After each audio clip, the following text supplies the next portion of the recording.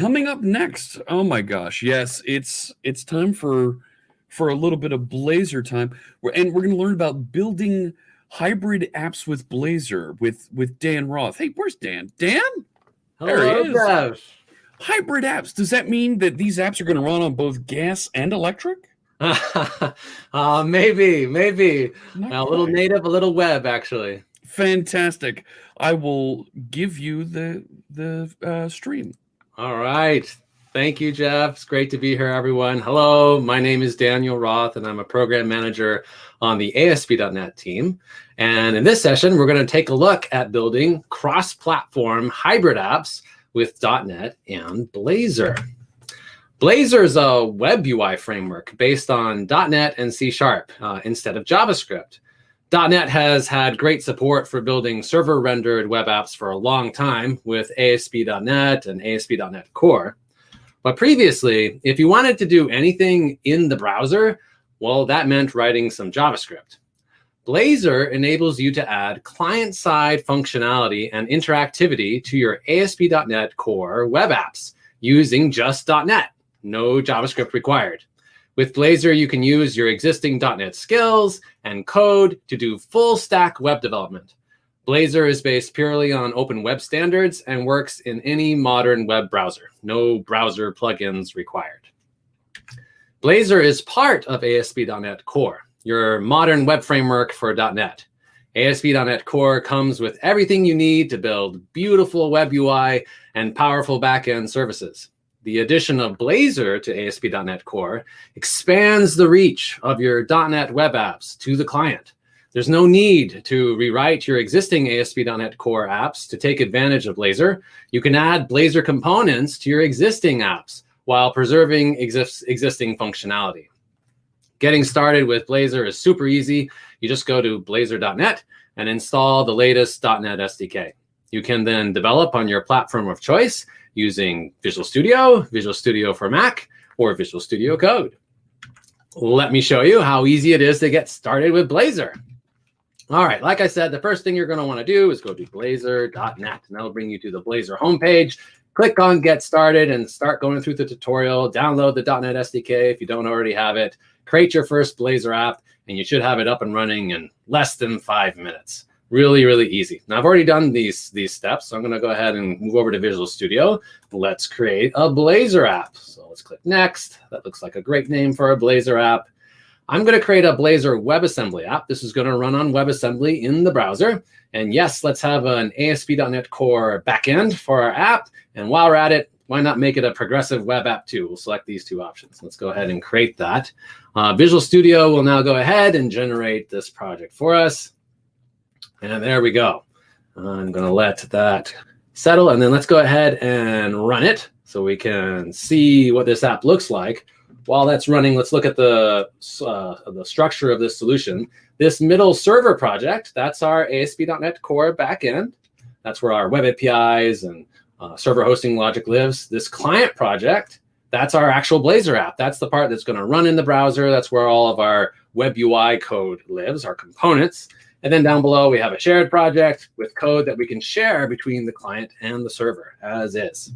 All right, cool. Looks like this popped up on my other screen. Let me bring it over and let's put side by side with Visual Studio. Okay, so what do we got here? We got some tabs. We can tab around. That's all client-side routing. Blazor is intercepting those navigations and routing to the correct component. We've got a little home page with just some static HTML. We've got the counter that we can click the button and the count goes up. And yes, when I click that button, C# and .NET code is running, no JavaScript. And there's no page refresh happening here. To show you that that's really the case, let's go ahead and find that counter component. It's this counter.razor file. Let's open that up. All right, and let's give ourselves a little bit more room here. So here's that button for the counter. It's got an on-click handler, which normally that would point to JavaScript, but here we're pointing to a C# method. Every time we click the button, it's incrementing this C# field, and then the component re-renders. To see that that's really happening, let's set a breakpoint right there. Let's go ahead and click, and boom, there we just hit our C# code. We can hover to inspect. This is code running client-side in the browser. Super cool. All right, we'll go ahead and continue that. Now, Blazor is all about reusable UI components. Each one of these Razor files that we saw, those are UI components, and they can handle UI events. And we can reuse these UI components in other parts of our app. Let me go ahead. I'm going to stop running the debugger. I'm going to restart this app without the debugger so I can make some fast iterative changes. Let's go ahead and pull this to the side again. And let's do it like that so we get Visual Studio back up. There we go. Okay, and what do we want to do here? Let's go to the home page of this app, this home tab. Let's see if we can add a component to the home page. There's already some components there. We've got normal HTML, but then we have this survey prompt component, which is this gray box. Let's add another component. Let's see if we can add a counter right here on the home page. I'm going to add it using this tag syntax. That's how you create components. I'm going to save. I'm not going to do anything else. And you'll notice that Visual Studio is detecting that the app has changed. I don't know if you saw the little animation in the tab, and it refreshed the browser for me. Super cool. That's a auto rebuild and auto refresh in the latest version of VS. Now we have a counter component on our homepage. So UI components that are event driven. You can create libraries of reusable UI components. We can also do data binding, where we bind data from our UI to C# code. Let's go ahead and do that. So I'm going to add some C# code to my homepage. I'm going to add a code block. Let's just define a string variable, a string field, okay? And then up above, we're going to add a div here, and let's add an input and a p tag, and we're going to render the value of that text field, that text variable right there. We get some nice IntelliSense. Okay, let's save. Watch for the little boop, boop, boop. There it is. The Visual Studio detecting. It's refreshing the browser for me. All right, great. So we got our text field. It's let's add a little bit of styling just so it's not right up against our button. We have Bootstrap included in the box. So let's set some margin on the top and give it a little space, and that looks good. All right. Okay, now while that's refreshing, what I want to do is whatever I type into that text field, I want it to be bound to my string. So to do that in Blazor, we can do @bind, and then let's specify the variable we want to bind to. Again, we get lovely IntelliSense. Let's save that. Wait for the refresh. And there it goes. Okay, and let's type hello.net conf, and I'm going to hit enter. The onChange event fires for that that text field, and it binds to our string, and it renders on the page. Now, that's not exactly what I wanted. I really wanted it to bind with every keystroke, and we can do that too. Let's change the event that we're using to bind using @bind:event, and we'll, by default, this will do onChange, an onChange event, but I want it to do it on input, on every single keystroke. So we'll save that, let it refresh again. There we go. And now when I type hello.net conf, every single keystroke, I'm getting my UI updated. Awesome. Okay, so that's a quick introduction to Blazor. Notice also that because I selected that progressive web app option, Edge is detecting that this app is a PWA and that it's installable. So we can go ahead and click install. And Windows has some great support for PWAs. And now there's our Blazor web app hosted inside of like a native shell. It's still a web app, still running on WebAssembly, actually. It's got the same functionality that we saw before. You can type in here, but now it's got more of a native app look and feel. We can even go to the start menu, and there it shows up on the start menu so that we can run it from there. You can make these apps run offline. Really great support for PWAs.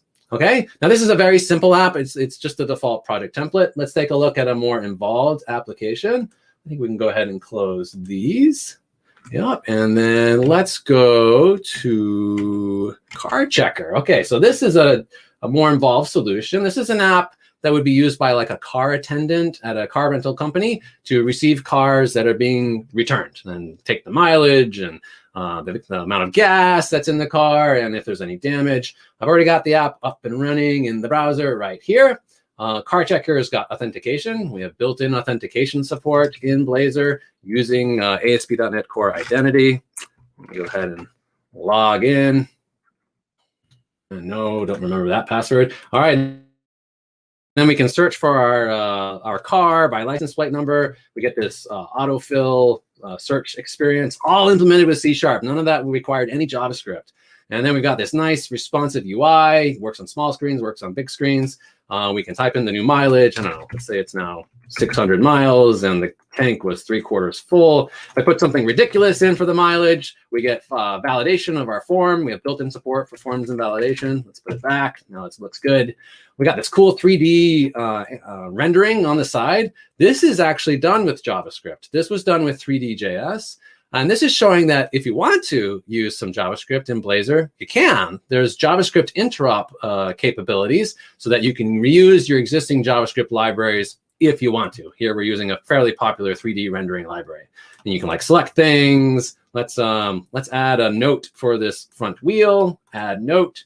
Let's say that the meal was completely missing. It's not even there. Let's add a photo so that we can show people that what happened. I don't even know how the person drove that back to the lot. And then we can show all the notes, and there's our new note, and it's turning red to let us know that the note has been added. All right, so we can then save that, and we're good to go. So that's slightly more feature-rich Blazor application to show you what's possible. All that was done with just C#, no JavaScript required. All right, let's go back here. Great. Now, who's using Blazor? Well, Blazor is a relatively new web UI framework, but it's growing in popularity fast. It's one of the fastest growing .NET workloads. The Postage is a startup that provides a service for helping you manage your end-of-life concerns, like giving access to important documents and accounts to your survivors after you pass away. They built their entire web app using Blazor, and they built their mobile app using Xamarin. This enabled them to take the same engineering team and have them work across the stack on the back end and on the front end. And they say this resulted in a great cost savings. They estimate that it cut their development cost time in half. We also use Blazor internally at Microsoft. Microsoft Endpoint Manager is a product for enterprises to manage devices. And they built their new Community Hub UI using Blazor. Community Hub is a place where IT admins and IT pros can go to share scripts and reports and other management objects with each other. They host their Blazor UI on Azure, and then they surface it, they render it in their WPF client using a Blazor WebView control. Another great example of usage of Blazor is also on the .NET homepage. If you go to this live TV link, that brings you to this .NET Live with lots of great videos about .NET. This is all implemented with Blazor too. All right, but speaking of this, like embedding a Blazor app in a WPF application, that begs an interesting question. What if, for your scenario, what if building a web app is insufficient? What if you need more than what the web platform offers you, and you require full unfiltered access to the client device's native capabilities? Well, .NET has many great options for building native client apps. But if you're a web developer, one compelling option might be to build a hybrid app. What is a hybrid app? Well, hybrid apps are native apps that leverage web technologies for their functionality. For example, a hybrid app might use an embedded WebView control to render web UI. This means you can write your app UI using web technologies like HTML and CSS, while also leveraging native device capabilities. For web developers, building hybrid apps has many benefits. You can reuse your existing web development skills. You can reuse your existing code. You might even be able to reuse your entire web app to build native applications. You get full access to the native capabilities of the device, including using native UI elements together with your web UI. Now, not every app needs to be a hybrid app, but for many scenarios, the hybrid model can significantly reduce app development time. You can build hybrid desktop and mobile apps with .NET and Blazor. Blazor hybrid apps combine all the benefits of the web, native apps, and the .NET platform. In a Blazor hybrid app, your Blazor components run natively on the device. They don't run in the browser, and WebAssembly is not involved. This means your Blazor components run fast, and they have full access to the native capabilities of the device through the .NET platform. Your components then render to an embedded WebView control through a local interop channel. Now, we've been experimenting with building Blazor hybrid apps for a while with the Mobile Blazor Bindings project. Mobile Blazor Bindings enables hosting Blazor components in a Xamarin Forms app. Your Blazor components run natively on .NET using Xamarin and have full access to the native functionality through .NET APIs, including Xamarin Essentials. Your Blazor components render to a web view control provided by the underlying platform, and you can add native UI controls too. The Mobile Blazor Bindings project is currently experimental, but it informs much of the work that we're planning to do for Blazor hybrid apps in .NET 6. All right, let's take a look at building hybrid apps using the Mobile Blazor Bindings. All right, so to get started with Mobile Blazor Bindings, you're going to want to go to aka.ms/Mobile Blazor Bindings with hyphens in between, and that'll bring you to the GitHub repo for the project. If you just scroll down a little bit, there's a section on getting started. Go ahead and click on the docs link, and that will bring you to the Mobile Blazor Bindings docs. Then you can click on Get Started, and this will walk you through all of the prerequisites that you need to install. You'll need the .NET SDK. You'll need to install also the mobile and web workloads for Visual Studio. Once you have that, you can then install the Mobile Blazor Bindings templates, and you just need to run this command. So you just copy, and then you pop open a command prompt, copy that in, and go ahead and run it. I've already installed these templates, but it doesn't hurt to install them again. All right, great. And then to create a project, you just do .NET new Blazor hybrid. That's what we want to create. And let's call this Blazor hybrid app 1. Okay, and that creates pretty quickly. Looks like it's done. All right, then we can open that in Visual Studio. I've already got a Blazor hybrid app project here open in VS. Let's go take a look at this solution. So we've got a few more projects. This Blazor hybrid app project, that's the core of the app. That's where all of my UI logic lives. And then below, we have all of the platform-specific projects for mobile and desktop. We've got Android, iOS, macOS, and Windows. This is all based on the Xamarin Forms technology. Okay, this is a .NET Conf focused on Windows. So let's go ahead and run the Windows version of the app first. See what it looks like. And it popped up on my other screen. Let me bring it over. There it is. Okay, so this is a native Windows app. It's actually using the WPF backend for Xamarin Forms, right? And it's rendering web UI. So at the bottom here, we can see our, this is our default Blazor application. This is HTML and CSS, all rendered using Blazor components. This is just an embedded browser control, a web view in this WPF app. And then up above, we actually also have some native UI, like native controls from Windows. Okay, let's go look and see how is that done. So in Mobile Blazor Bindings, you write your code using Razor. Here we have some components that are native controls. These will look familiar if you're familiar with the Xamarin Forms controls. We've got a content view and stack layouts, a native label, a native button. And then down here below, we have a Blazor web view. This is what's going to render that web view control. And then everything inside is Blazor web UI. Here we have an entire default Blazor app rendered as a single component inside of here. Where's all that code? Well, if we go over to the solution and look in this web UI folder, here's all of the code from the default Blazor template just embedded into this native application. Right, and to show you that this really is, web UI, we can actually even put like let's put some HTML in here. Let's put an H3 header and say this is a web view. Save that. Let me bring up the app before I close it, and let's save and run it again. Probably going to pop up on my other screen, is it? Yeah, it did. Let's bring it back over. And there we go. So this is a web view. So that's HTML being rendered into our native application. That's a flex layout. So then it pops up to the top. We've got a nice responsive layout because we're using Bootstrap. So yeah, that's actually a hybrid application. So that's cool. Now, of course, we can do mobile as well. It's not just desktop apps. It wouldn't be the Mobile Blazor Bindings if it was just desktop. So let's go and select the Android project as our startup project, and we'll run that. Get those both up side by side. I've got the Android emulator here, and there it comes up. And there it is. Okay, this is a web view. So again, got this hybrid UI mixture of native and web. Now we can click the button and the count goes up. Both those apps have that functionality. We can also go into the Blazor part of the app and find the counter. And notice that the counters are being kept in sync. They're sharing state. We do that in the desktop app as well. How is that? Whoop, that's not what I was meant to do. Wrong button.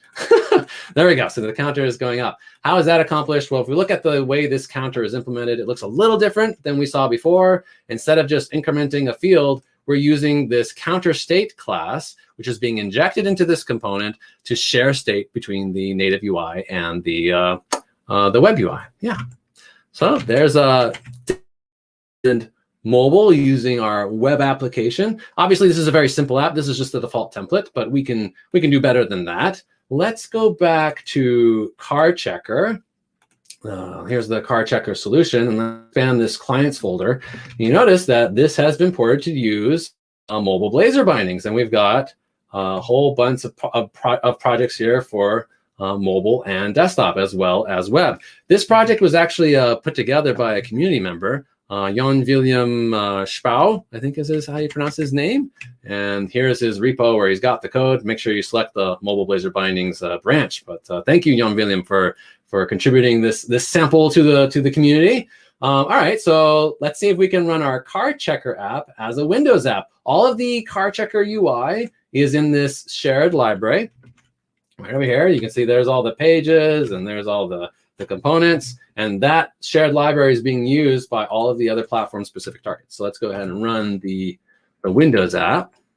Okay, and let's get this a little smaller so we can see things side by side. And it's exactly the same UI. This is a WPF-based application now, and we can search, and we can see our car, and we can see the wheel that was missing, and it's got the image and everything. So there, we just ported our web app to desktop, and similarly we can do the same thing with mobile. Let's go ahead and select the Android application. Let's start that up.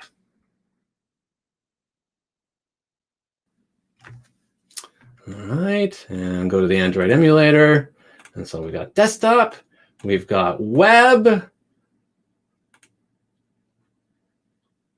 there it is, and now we've got mobile, all three. Yeah, cool. So we can do things like, let's go into the mobile app. Let's find that car. Let's set the mileage to, I don't know, 610.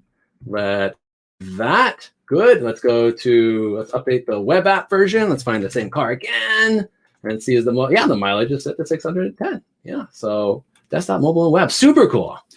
Now there's something missing here because, I mean, this is a web app that's been packaged as native apps, mobile and desktop. It's not actually using any native functionality yet. What could we do to light up some native features? Well, I thought it would be fun. There's a native feature of Windows that I thought we could use, that we could light up. Let's see. Let me go into my index page for this application. In this main container, I'm going to light up a Windows feature. There we go. So if we're running on Windows, I've written a little component here called format C drive. So that's over here, this .razor file. Here's what the code looks like. It's just a button that when clicked, we'll call this format C method. And we've got a little bit of pinboke logic here to call this native API something in shell 32 that some dev told me was a really great API to use on Windows. So let's try that out. Okay, so let me save this. So we've got that. And I think let me select Windows project. Let's F5 this time. So we got it in the debugger. Maybe I need to let me close this one. Yeah, and okay, cool. Now we've got our WPF app back up and running, and it's got this awesome new button right here. Now, just to make sure you know that this really is running, I'm going to set a breakpoint right on this call, right before we call it, and we're going to click Format C. Okay, so now we are one breakpoint away from calling this API, and I'm pretty sure that this will be fine. But if it doesn't, I'm sorry, and it's great talking to you all, but let's go ahead and continue. I'm still here. Okay, that's good news. And this native dialog just popped up on my other monitor. Unfortunately, it didn't pop up on this monitor, but apparently you cannot format the system drive where Windows is on. So it did call it though. So we are doing some native logic. All right, so there we got our native Windows app. We got mobile, web, and web, all a Blazor hybrid application. Pretty fun. All right. So we are hard at work already on .NET 6, including on the much anticipated .NET multi-platform app UI. .NET MAUI is the future of cross-platform for .NET. With .NET MAUI, you can build a single app that runs on mobile and desktop, Android, iOS, Windows, and Mac OS. It's the evolution of Xamarin Forms with an improved architecture and development experience. .NET 6 will also include support for building cross-platform hybrid apps with .NET MAUI and Blazor. Right now, the mobile Blazor bindings project, which is experimental, that's using Xamarin Forms. In .NET 6, we're going to productize that work and run it on .NET MAUI. .NET 6 will include a Blazor web view control that you can use with your .NET MAUI apps. In .NET 6, your Blazor hybrid apps will run anywhere .NET MAUI runs, although our primary focus initially will be on desktop scenarios. Be sure to try out support for Blazor hybrid apps, hybrid desktop apps with .NET MAUI in upcoming .NET 6 previews. It should be available in the next few months. So in summary, Blazor enables you to build full stack web apps with .NET and C#. For web developers looking to go beyond the web and access native device capabilities, hybrid apps are a great option. Support for building cross-platform hybrid apps with .NET MAUI and Blazor is coming in .NET 6. Be sure to check it out in one of the upcoming preview releases. And with that, I will turn it back to Jeff. Hey, oh my gosh. Love all the great Blazor stuff. Always learning something new. I love seeing mobile Blazor bindings mashing up there and working so well with desktop. My gosh. And being able to share, was that you just took all the Blazor content and just shared that project right into the other projects? Yeah, literally the same Blazor components, the same project library was being used by all of those target clients, Mac, Windows, iOS, and Android. Exactly the same code. That's pretty cool. Let me go. I have a couple questions here for you over on the tag board. Let me bring them up here. There we go. Here's the first one. One of the reasons I avoid JavaScript in the front end is fear of exposing my IP and security. Will any of the C# embedded in Blazor apps be visible to a person hitting F12 developer tools like we can see JavaScript? Yeah, this is kind of a new thing for .NET developers. If you're a JavaScript dev, this is how things work. You download JavaScript to the browser, and anyone can see that code. With Blazor WebAssembly apps, that is also true. You're downloading DLLs instead of just raw C# code, but anyone could try to decompile them. They can certainly look at those binaries and inspect them. So you should assume that code being shipped to the browser is effectively public. If you have code that you don't want to do that, then keep it on the server. And in fact, there's a different hosting model for Blazor that we call Blazor Server, where you can keep your components server-side and just interact with the browser over a real-time SignalR connection. In that model, you get the same interactivity and feel of a front-end app, but your code never leaves the server. So that's a good option if you have code that you don't want to expose to the whole world. Oh, yeah. Absolutely. You have choices between those. There's a couple more questions here. We're just about out of time. Questions about difference between Blazor WebView and WebView 2. Blazor WebView will use WebView 2 when you're on Windows. So that is the browser control that we will render the Blazor components to. Blazor WebView is just a way to take Blazor components and render to that WebView over a local interop channel. And the last question, can Blazor render WebGL?